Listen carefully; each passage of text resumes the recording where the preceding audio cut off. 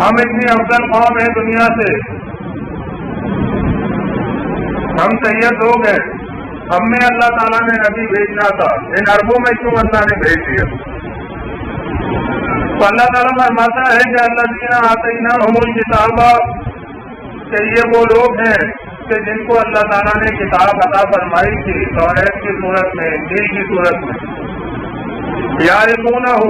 یہ اس نبی کو اس طرح سے پہچانتے ہیں کما یعرفون ابناءہم، جس طرح سے یہ اپنے بیٹوں کو پہچانتے ہیں، یعنی جس طرح سے کسی شخص کو اپنے بیٹے کو پہچاننے میں کوئی مشکل نہیں ہوتی، دور سے ہی اسے نظر آ جاتا ہے۔ تو فرمایا اس طرح سے یہ محمد صلی اللہ علیہ وسلم کو پہچانتے ہیں کہ یہ وہی نبی ہے جن کی بشارت عیسیٰ ابن مریم علیہ السلام نے دی تھی کہ وہ مبشرا برسول یاتی من بعد اسمہ احمد، میں بشارت دیتا ہوں ایک رسول کی جو میرے بعد آئے گا اور اس کا نام احمد ہوگا، جس کی نشانیاں توریت میں موجود ہیں۔ تو لیکن ضد اور ہردھرمی کی وجہ سے یہ ایمان لانے کو تیار نہیں ہے کہ یہ بنی اسرائیل میں سے کیوں نہیں ہے، بنی اسماعیل میں سے اللہ تعالیٰ نے کیوں یہ نبی بھیجا، ہمیں یہ قبول نہیں ہے۔ تو یہ ان کی ضد اور ہردھرمی کی وجہ سے صحیح بخاری میں حدیث آتی ہے کہ عبداللہ بن سلام رضی اللہ عنہ جو کہ یہودیوں کے بڑے عالم تھے اور توریت پر عبور رکھتے تھے، اللہ کے نبی صلی اللہ علیہ وسلم جب مدینے آئے ہیں تو کچھ وقت کے بعد وہ ملنے کے لیے آئے نبی صلی اللہ علیہ وسلم سے، اور انہوں نے یہ کہا کہ میں آپ سے 3 سوال پوچھنا چاہتا ہوں، اگر آپ واقعی نبی ہیں جیسا کہ آپ کا دعویٰ ہے تو آپ ان کا صحیح جواب دے دیں گے۔ تو نبی صلی اللہ علیہ وسلم نے کہا پوچھو، تو انہوں نے 3 سوالات پوچھے نبی صلی اللہ علیہ وسلم سے، بہت بڑے عالم تھے یہودیوں کے۔ نبی صلی اللہ علیہ وسلم نے کہا کہ ابھی ابھی جبریل نے مجھے ان سوالوں کے جواب بتا دیے۔ عبداللہ بن سلام نے کہا کہ جبریل وہ تو یہودیوں کا دشمن فرشتہ ہے، یہودی ان کا یہ خیال تھا کہ ہمارے اوپر جتنے عذاب اور جتنی بربادیاں آئی ہیں جبریل اس کا ذمہ دار ہے، نعوذ باللہ، اپنی بدعمالیوں اور اپنی بدعقیدگیوں کا جائزہ لینے کے لیے وہ تیار نہ تھے۔ تو نبی صلی اللہ علیہ وسلم نے فرمایا کہ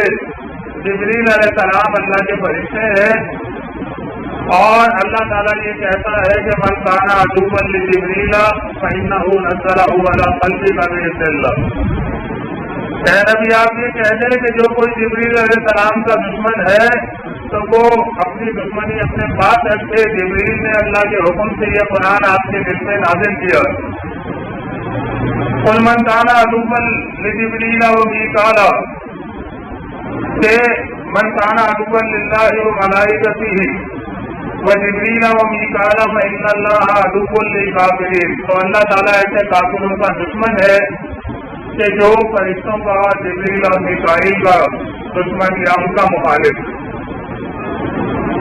تو بہرحال نبی صلی اللہ علیہ وسلم نے ان کو جب یہ تینوں سوال کے جواب دے دیے ان کے، تو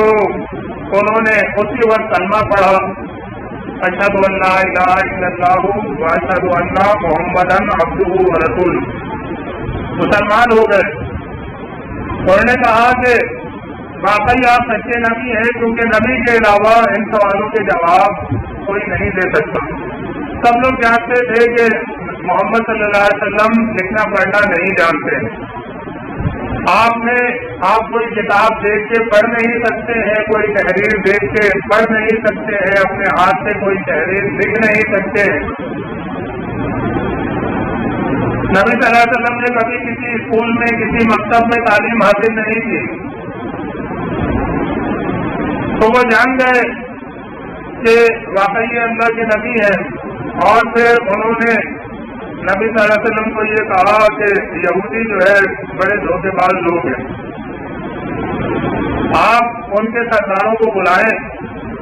اور ان سے میرے متعلق پوچھے کہ بھائی عبداللہ بن سلام کے متعلق کیا جانتے ہو، اور میرے متعلق ابھی ان کو یہ پتا تو نہیں ہے، ظاہر ہے ابھی میں نے اسلام قبول کیا، تو وہ اچھائی ہی کی رائے ظاہر کریں گے، تو پھر آپ ان سے یہ کہیے گا کہ اگر عبداللہ بن سلام ایمان لے آئے تو پھر کیا کرو گے، اتنا اچھا آدمی ہے، اتنا تمہارا معتبر آدمی ہے، تو سمجھدار آدمی ہے، تو اگر وہ ایمان لائے تو اس کا مطلب یہ ہے کہ واقعی یہ دعوت سچی ہے جو میں تمہارے سامنے پیش کر رہا ہوں۔ تو عبداللہ بن سلام رضی اللہ عنہ اندر کمرے میں بیٹھ گئے، نبی صلی اللہ علیہ وسلم نے یہودیوں کے سرداروں کو بلایا، ان کے کچھ بڑے بڑے لوگ آئے، تو نبی صلی اللہ علیہ وسلم نے ان سے پوچھا کہ عبداللہ بن سلام کو جانتے ہو، کیسا آدمی ہے؟ انہوں نے کہا کہ ہمارا سردار ہے، ہمارے سردار کا بیٹا ہے، بہت بڑا ہمارا علامہ ہے اور بڑا ہم میں معزز ہے۔ تو نبی صلی اللہ علیہ وسلم نے کہا کہ اچھا اگر کوئی ایمان لے آئے تو تم کیا کرو گے؟ انہوں نے کہا کہ ایسا ہو ہی نہیں سکتا کہ وہ ایمان لے آئے آپ کے اوپر، آپ کو نبی مان لے۔ تو عبداللہ بن سلام رضی اللہ عنہ اندر سے نکلے اور انہوں نے یہ کہا کہ تم لوگ بھائیوں کہ میں یہ گواہی دیتا ہوں کہ اللہ کے علاوہ کوئی عبادت کے لائق نہیں ہے، اور یہ بھی گواہی دیتا ہوں کہ محمد صلی اللہ علیہ وسلم اللہ کے بندے اور رسول ہیں، ان پر ایمان لاؤ، اسی میں کامیابی ہے۔ تو وہی لوگ جو ان کو سردار اور معزز اور سمجھدار، دانش مند، عاقل، علامہ کہہ رہے تھے، وہی کہنے لگے کہ یہ بہت ہی شرری آدمی ہے، بہت ہی برا آدمی ہے، اور یہ جو ہے اس کی کوئی حیثیت نہیں ہے۔ تو مطلب یہ ان یہودیوں کے بغض اور عداوت کا حال تھا۔ تو بہرحال دعوے ان کے یہ تھے اور طرز عمل ان کا یہ تھا۔ تو اللہ تعالیٰ نے قرآن میں جو صورتیں نازل فرمائی مدینے میں، ان میں خاص طور سے بنی اسرائیل کی تاریخ کے کئی واقعات بیان فرمائے، جن میں اللہ تعالیٰ نے یہ بتایا کہ یہ وہ لوگ ہیں کہ جو انبیاء علیہ السلام کو تنگ کرتے رہے ہیں، ستاتے رہے ہیں، حتیٰ کہ بعض انبیاء کو انہوں نے قتل تک کیا۔ اللہ تعالیٰ کے ان کے اوپر بہت سارے احسانات رہے، لیکن یہ ہمیشہ ناشکری اور اللہ تعالیٰ سے بغاوت کے رویے کے اوپر جمے رہے۔ تو انہوں نے اپنے طرز عمل سے یہ ثابت کر دیا کہ اللہ تعالیٰ نے جو ان کو یہ منصب دیا ہے دنیا کی رہنمائی کا، دنیا کی امامت کا، تو یہ اس کے لیے اپنے آپ کو نااہل ثابت کر چکے۔ اب یہ اس منصب کے لیے کیونکہ ڈسکوالیفائی ہو گئے، نااہل ہو گئے، تو اللہ تعالیٰ نے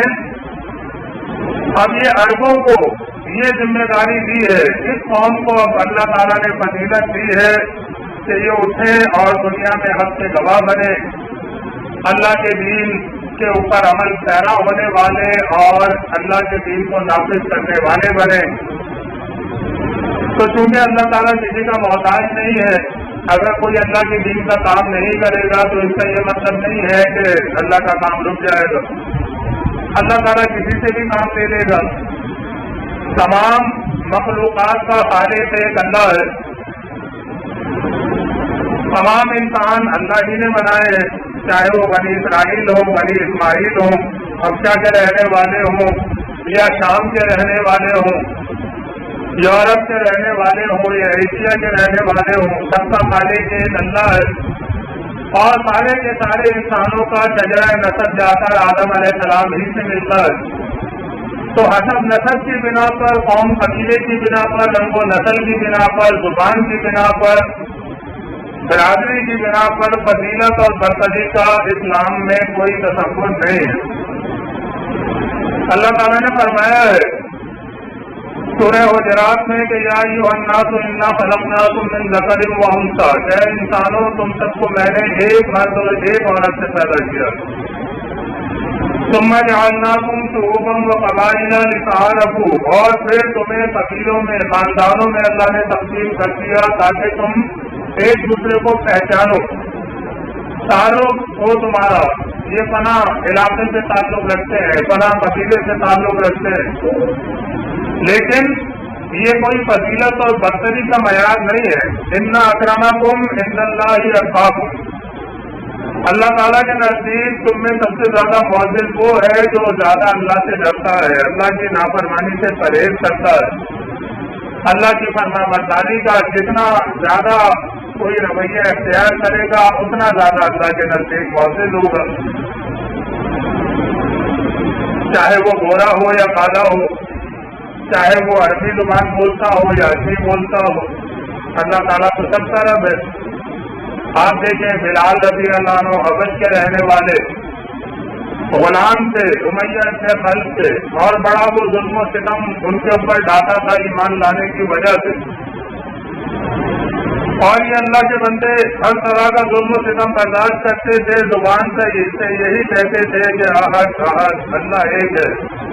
इसके अलावा कोई रास्ता नहीं है। अबू बकर रज़ी अल्लाह अन्हु